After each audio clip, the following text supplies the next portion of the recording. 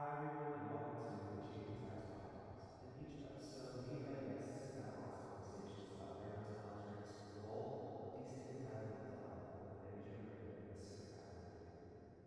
community. Due to the nature of the podcast, we'll be discussing a variety of mental health topics and possibly traumatic experiences. While we enjoy them as assigned trained professionals, we encourage you to practice self care while listening and seek professional guidance if you or a loved one needs the peace of mind. With that said, let's start the episode. Hi, my name is Lowhi, and my mental health journey has been about reclamation.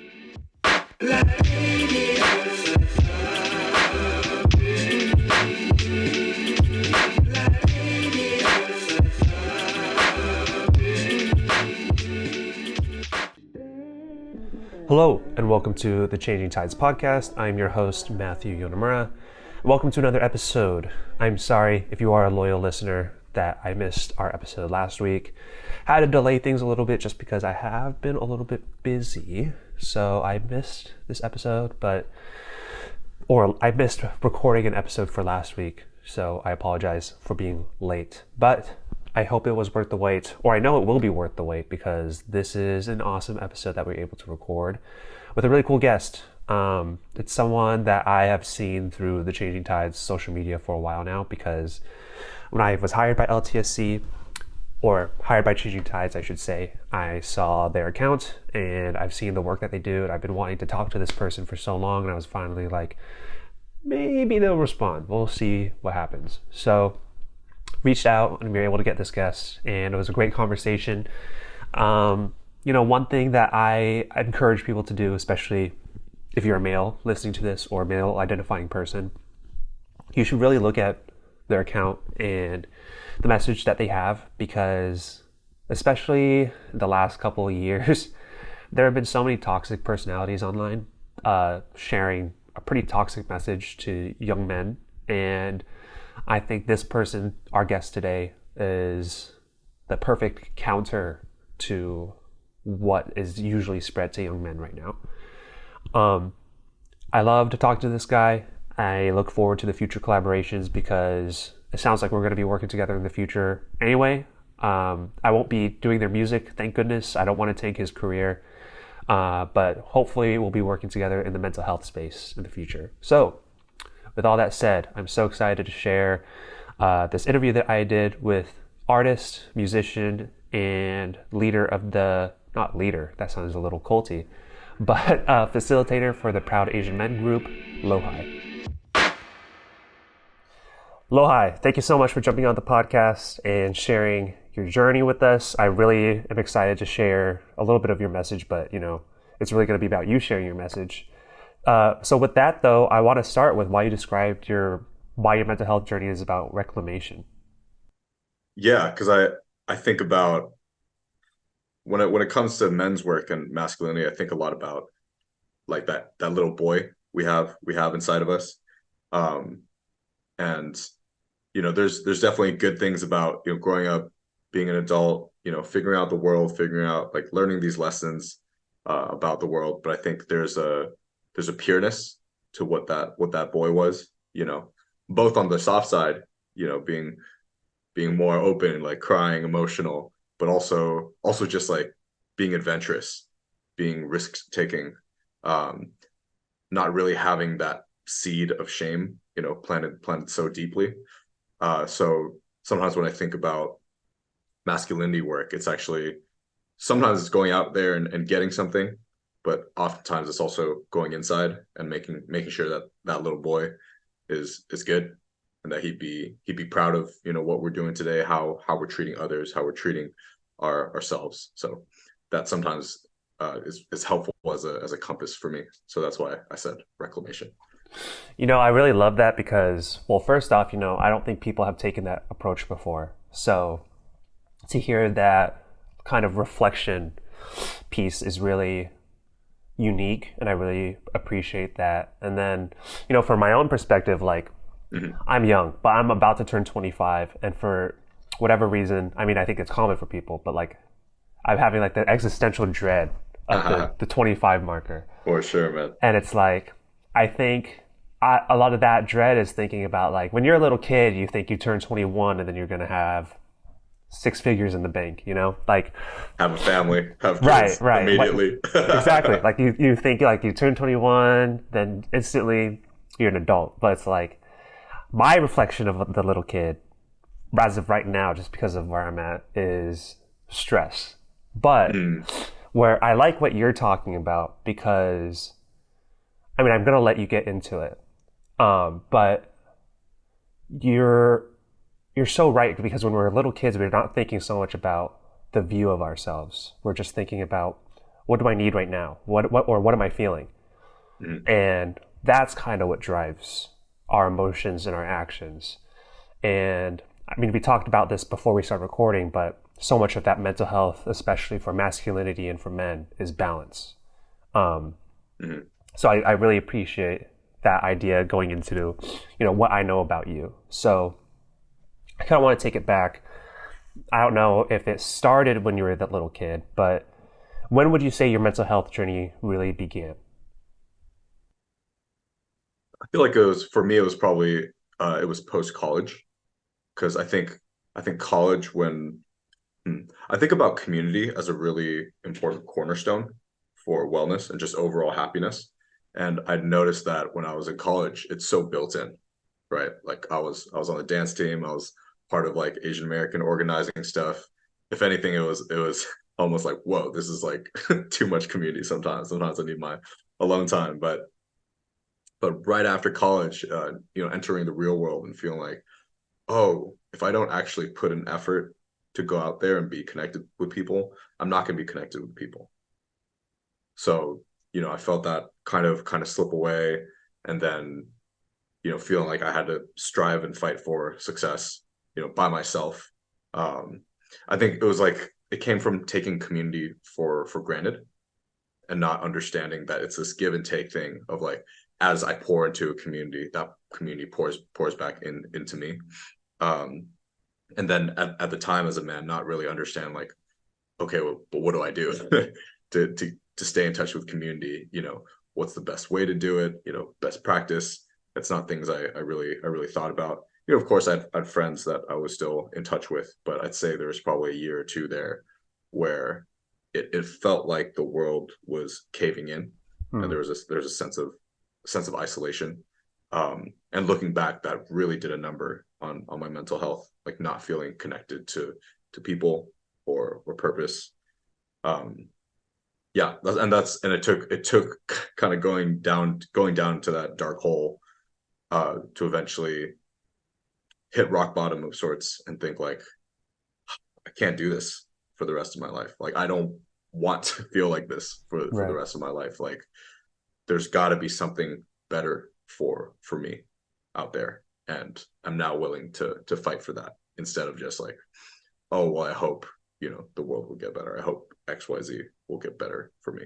Kind of like meeting the world, learning how to meet the world halfway as an adult. Because yeah, I'm just like I don't want to be entitled to anything, but that's part of community. It's that give and take. It's being able to lean on things, organizations, people, um, when it can feel too much for us as individuals. So I want to backtrack a little bit even further from there. Sure. Um, did you grow up prior to college in an AAPI population or an area where you could dance or express yourself, or was it kind of something that you didn't find until college? Mm.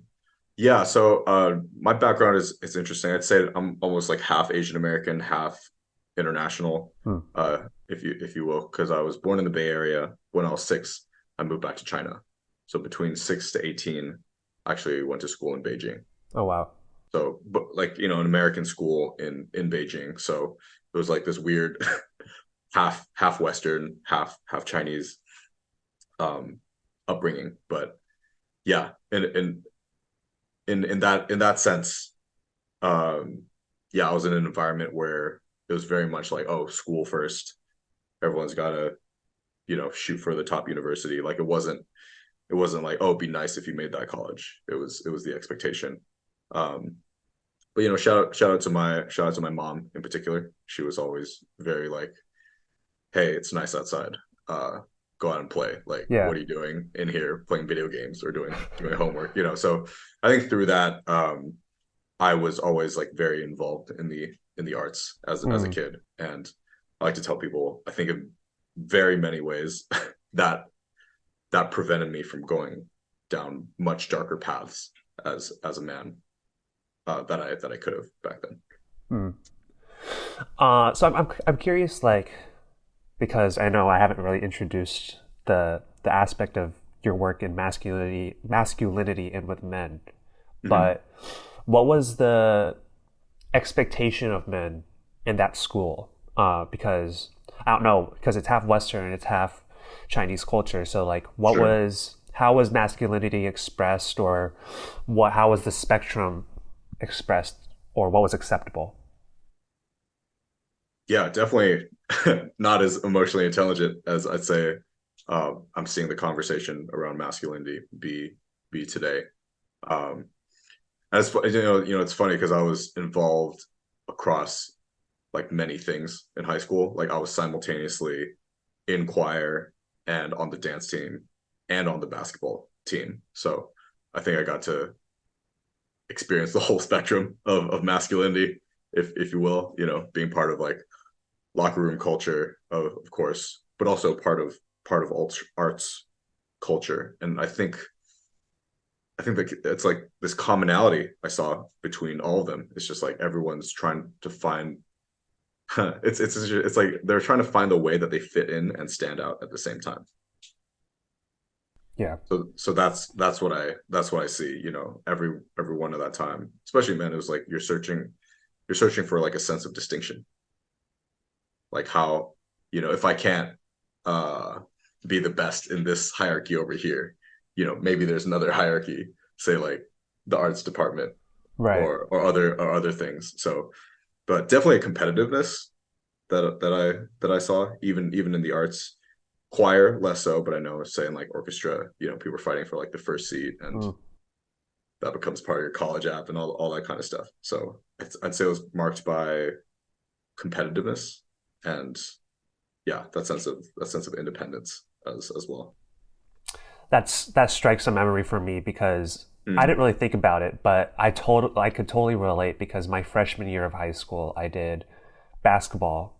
I wasn't that good. I mean, I was pretty good, but then there's a whole thing with the coaches, and then I wasn't playing my position. It was the whole thing. But anyway, sure. I played basketball my freshman year, but I also did the salsa club, and salsa is a very hip I feel you. forward dance, and it's like That's right. the the good thing was like my partner was someone who was popular. So like me dancing with a popular girl, people were like, "Oh, like cool, go Matt." I But respect that. yeah, it was like that kind of thing. It was that Yeah, kind of thing. sure. But then like I remember like we did study hall for basketball, and I was like, "Hey, like I didn't know how to bring it up." I was like, "I kind of need to go to salsa practice." And then like I remember one of the coaches like was a younger guy, kind of gave me a hard time. I was like, Yeah, yeah, and then that competitiveness came in because then I was like, if I'm gonna do this, me and my partner were on the same boat. We were like, if we're gonna do this, we're gonna be good. yeah, So yeah, like yeah. we were like on the Right. outside of the formation. We were like second row. It was like the whole thing where it was like, if we're gonna do this, we have to be good at it. So I was definitely had that competitiveness to me in order to kind of, I don't want to say, I will say because I was a freshman in high school, I used that to compensate for the fact I was doing this quote unquote feminine dance, you For know? sure. So you totally struck that memory in me. And isn't that funny? Because like in America, we see it as like a feminine dance, but if you in other cultures, that's like very masculine, right? Because you're Yeah. because you're because you're leading. Because I learned partner dance. It's a style called new style hustle with my partner, and this is a whole other conversation. But I feel like learning to lead in a partner dance has been actually a very healthy development of Hmm. my masculinity. Huh. That's very interesting. Yeah. But I could It's totally see yeah, that. Yeah. yeah. But in different cultures, again, it's seen Exactly. as yeah. I think sometimes like America, it's like it's easy to just look at things through a lens of American culture, but then it's Yeah. also like, oh, in other places in the world, this is actually completely normal, celebrated, Yeah. uh, embraced even. So Totally. it's funny, but that's dope that you do that. So I relate to you on that side for sure. Yeah. And then, so it was just a funny memory that you struck in me, and I could totally relate to what you were saying. But yeah, you were super involved in high school and then college. Where did you go to college? USC. Okay, so you're back ingrained into American culture, and you Hmm. were very involved, as you were saying. Yeah. But post college, back to your mental health journey when you're in the lowest of lows. What helped you kind of climb out? Was it finding community? Was it finding it in yourself? Was it a mix? Like what were the steps that you had to take? Yeah, I will describe, I'd say my healing journey in kind of two steps. Uh, First was really going inwards and finding a lot of acceptance for myself and how I am and how I was in the past. So a lot of things supported me during that time, right? Like breathwork meditation, um, personal development classes, like workshops, that kind of thing. Um, learning about systemic psychology, like family psychology, how is trauma formed, like what kind of interpretations do we create as children can that can actually make it difficult for us later on in life, creating connection or being connected with the community, right? So I think that first step was going inwards, giving myself a lot of love, a lot of acceptance. um, it's like saying the things I would have wanted, say, an older brother Mm. or my father to have said to me, right? Giving myself that. And the second part has been becoming more external, right? It's like, okay, now that I'm feeling much better about myself, taking these shameful things out into the light so they can be cleansed, to talk about it poetically. But now, with this newfound sense of self-acceptance and strength, it's like, what do I actually want to create in the world? Like, what do I want my legacy to be? So if you want to think of it as elements, I don't know if you watch like Avatar: The Last Airbender, that Yeah. type of stuff. It's like the water first, right? That flow, that Mm. acceptance, and then now it's like, okay, let's find the fire. Let's bring the fire to whatever I'm doing, right? And bring that passion, bring that discipline.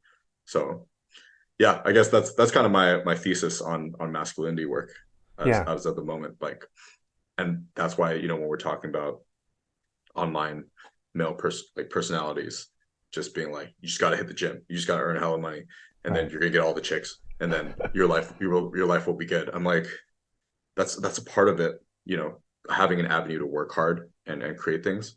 But I think both of those pieces are actually crucial. Totally. Like, So yeah, yeah, yeah. go Sorry, no, I didn't mean to cut you off, but I will. ahead. Go The ahead. the inward piece, like when you're in the lowest of the low, how do you even decide I need to start taking steps? Because I think people find different inspirations to do so. But was it just Mhm. the fact that there's nowhere else to go, or what made you make that decision? I think it just builds over time.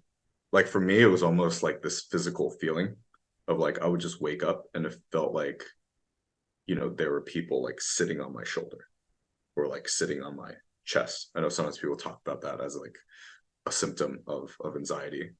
Um, but I think that's the hard part about it. Sometimes it sneaks up on you, Yeah. right? Like if you told me when I was in college and feeling on top of the world, like ready for the world and all that a year or two later I would have been in that state, it would have been like unfathomable. It's just like that slow burn. Um, yeah, and I think that's the danger also of being disconnected from community. Hmm. Like when I run my men's groups, um, my purpose for it isn't necessarily to like, you're just gonna come and you're gonna talk about your feelings for the first time, and you're gonna be healed and everything's gonna be great for the rest of your life. I think of like, say it's me during that time and I'm just kind of in free fall. Even if no one sees it on the outside, I just think about how can we as a community provide as many nets on the way down Hmm. to like catch people. So whether it's changing tide and all the work that you guys are doing, or the work that I'm doing, or different mental health services or nonprofits, how can we give as many possible avenues for for men in their downward journey, spiral, whatever it is, more opportunities to like have someone, say, look them in the eye and be like, hey, how you doing? We good? It's okay if it's not good. We Right. can talk about it. Right. So yeah. So I guess because I want to get into your work with your group, but Mm. how did you? Was there unlearning you had to do in order to find this group and find your work to do to help others, like to create these safety nets? Where because you did all this, you did the soul searching when you were in the lowest of lows, and that's also very easy to be the time when men take it too far, and you do the only the external, and you don't Mm. do the inward searching piece. Yeah. So how did you kind of unlearn what is traditionally told to men to find the path that you found yourself on? Mm. I'd say, to put it in a nutshell, it's leaning into the uncomfortable, Hmm. right? Like I can think of a few examples off my mind, like telling my dad I love you for the first time, uh, even when he didn't say it back, Yeah. But like, it's like I remember that feel. I still remember that feeling in my body, where it's like my chest tightens. It's like adrenaline is rushing Yeah. through my system. So like that kind of thing, or like just noticing, like, oh shit, I would normally, I don't know if I can swear on this podcast. Hopefully you can censor me. But yeah, like, and this is still something I'm working on, but as a man, it's like, okay, this point in time, this is where I usually go to anger. Hmm. Where else can I go right now just to try it out and see what happens? And this applies to everything, right? Whether it's in a romantic relationship, in friendship, in community. I like it it took practice and awareness to start developing that, and to almost like train myself to see a new reality, right? Because if all I knew, say at the time, yeah, I was like 24, 25, if all I knew and was used to was, oh shit, this hurts right now, go inwards, suppress it, don't talk about it, pretend I'm okay, uh just like shut everybody out for a week and then come back as if nothing happened, and like don't let anybody in. It's really hard to like all of a sudden try to be like, oh well, I want to be more vulnerable, I want to be more connected. It's not gonna be easy. So say for any man out there right now listening to this, I would say, like, just understand that it's going to be a process. Like, it's actually not as simple. Sometimes people say we just need men to be vulnerable. It's like, yeah, that's partially true, but we also need to have a lot of empathy and understanding for how fucking painful that process is going to be. Because if Hmm. for my entire life I'm like, I get hurt, I'm a stone face it, because I don't want the guys to see that affected me as Uh-huh. part of my survival mechanism toolkit. Now you're asking me in that moment actually to cry, to open up when I feel most in danger. It's going to be very difficult, and it's not going to be a perfect journey. So I just encourage, all the guys out there. It's like, it's going to be okay to not be perfect. In fact, I pretty much guarantee you it's not going to be perfect. But the important thing is to keep trying. Hmm. Because if we know that, oh, my anger always results in X, in destruction, in disconnection, then why don't we at least try something different, just to Hmm. see, just to see what Hmm. happens. Almost like a science experiment. Yeah. Let's No. change. Let's change the chemicals we're putting in here. Let's see what happens. Might Right. might come up with some better things, even we don't expect. That's it's crazy because you kind of it sounds like you kind of just did this by looking inward, but this is something that I had to learn through talk therapy. Like Mm, I have a cognitive behavioral therapist, so awesome.